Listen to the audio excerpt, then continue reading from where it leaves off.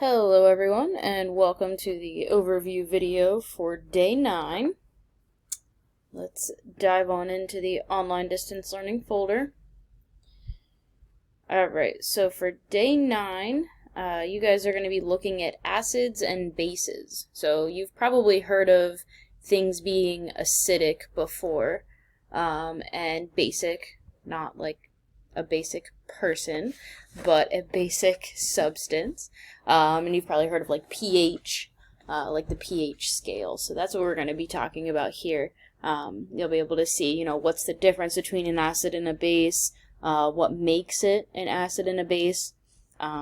If you have a pool, or if you've ever gotten those strips that you test different liquids, you'll be able to you'll kind of know what I'm talking about there, where you kind of put the strip into the liquid and then you see, is it acidic or is it basic, and you try to make sure, especially if it's your pool, you try to make sure that it's at a certain level. So we need things at certain levels. Our bodies have to have a certain acidity or basic pH to make sure that those parts of our bodies work right. So like our stomach is very acidic. It has a lot of stomach acid because it has to break down a lot of foods for us.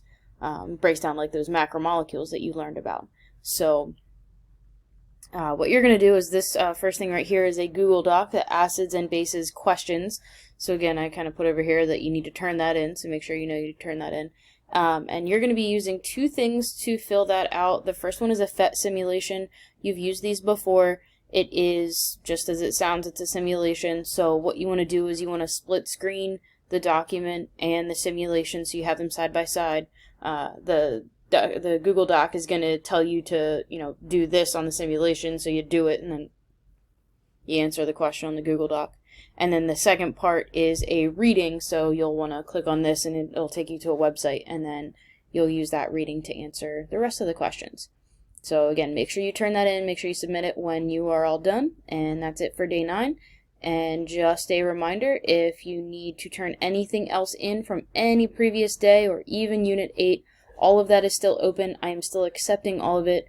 You will not get any penalty for it being late. I just simply want you to complete it. So please let me know if you have any questions. I did send out a Schoology message, I think that was Friday, just to kind of remind everybody, and I'll send out individual messages here in the next day or so just to remind you again.